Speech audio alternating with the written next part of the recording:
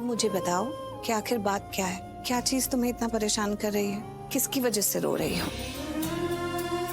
देखो, हिचकिचाओ मत। मुझे पता है तुम क्या सोच रही हो। तुम्हें लग रहा है कि एक अजनबी के आगे मैं अपने दिल की बात कैसे कह दूं? लेकिन मैं तुम्हें बता दूं, हम कोई अजनबी नहीं है।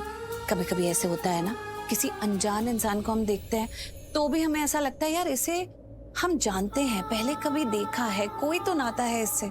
तो मुझे तो ऐसे ही लगता है कि तुमसे मेरा कोई ना कोई तो रिश्ता है, इस जन्म का या पिछले जन्म का। हम दोनों कोई तो ऐसी डोर से बंधे हैं कि जब भी किसी को जरूरत होती है तो दूसरा इंसान सामने खड़ा हो जाता है। अब तुम ही देख लो ना, हॉस्पिटल में तुम कहीं से आ गई और तुमने मेरी जान बचा ली, और फिर पुलिस स्टेशन में आकर तुमने मुझे वहां से छुड़वा दिया। हम भले ही एक दूसरे से बात नहीं करते हैं, लेकिन हमारी किस्मत एक दूसरे से जुड़ी हुई है, जो हमें एक दूसरे के सामने लाकर खड़ा कर देती है। तुम उदास थी, रो रही थी, अकेली सड़क पर चल रही थी, तो मैं आ गई ना वहां तुम्हें वहां से ले जाना। अब तो मानती हो ना कि तुम्हारी और मेरी किस्मत एक दूसरे से जुड़ी हुई है? प्लीज मुझे बताओ कि क्या हुआ है। नहीं, कुछ नहीं। कुछ नहीं, नहीं बहुत कुछ है। मुझे साफ दिखाई दे रहा है तुम्हारा दिल बहुत दुखा हुआ है। किसी ने तुम्हारा दिल बहुत दुखाया है। तुम मुझे बताओ, किसने तुम्हारा दिल तोड़ा? शिवांश के आने के पहले चली जाओ। शिवांश? शिवांश क्या हुआ?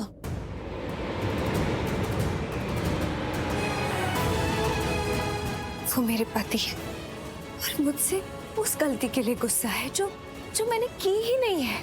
कौन सी गलती? वो ये फूड पॉइजनिंग वाली गलती ना? मुझे लग ही रहा था। मतलब उनकी पार्टी थी इतनी बड़ी, इतने मेहमान आए हुए थे, और खाने से रिलेटेड इतनी बड़ी गड़बड़ हो जाए जिसकी वजह से आए हुए मेहमान हॉस्पिटल तक पहुंच जाए तो गुस्सा तो आएगा ही। यही बात है ना? तुम प्रिया सलूजो पर रिहा और स्मिता जवेरी को गिरफ्तार करवा के आई हो। वो मुझ पर इतना गुस्सा हो गए थे, कैसी कैसी बातें कही उन्होंने मुझसे की, पर मेरी तो कोई गलती नहीं थी ना। राधा, रो मत। मैंने तो कभी नहीं कहा था ना उनसे कि मुझसे शादी करे।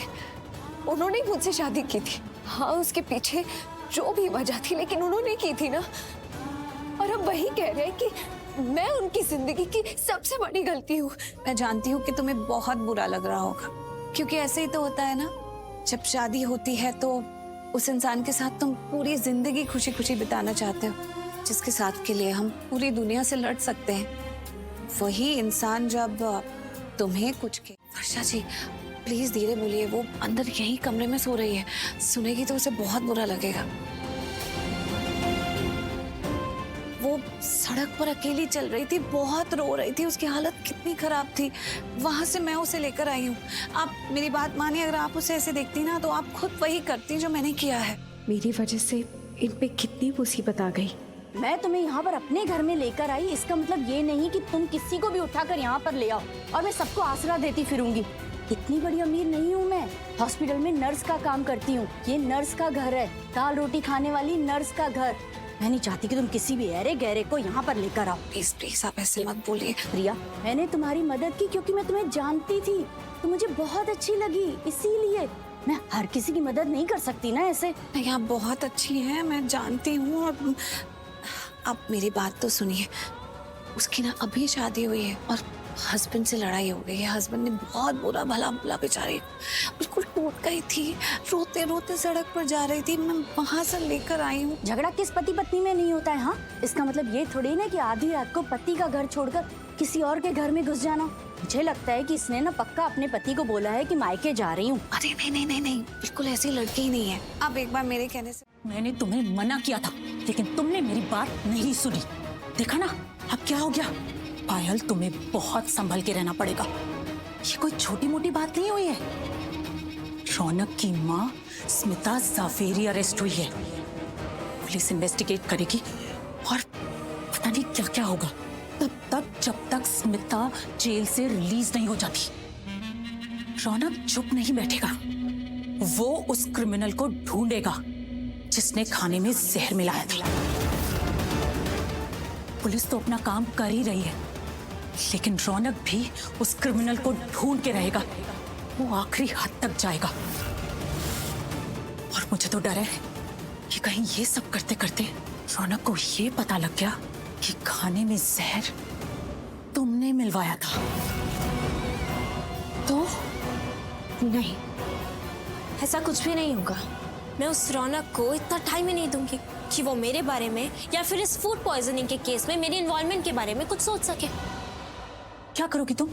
मैं उस रौनक की जिंदगी में एक न्यू प्रॉब्लम क्रिएट करूंगी। ऐसी कौन सी प्रॉब्लम क्रिएट करने वाली हो तुम पायल?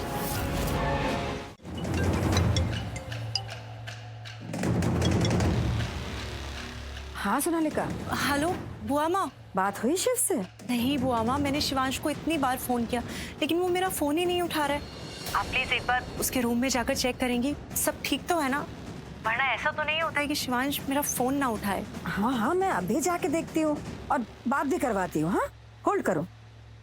शिवांश, शिवांश। अजीब बात है, शिव तो अपने कमरे में ही नहीं है। ये गया कहाँ?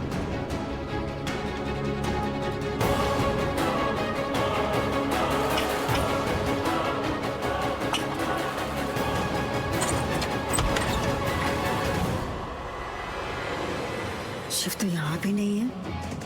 हे भगवान, अब मैं सोनालिका को क्या बोलूं? क्या जवाब दूं उसे?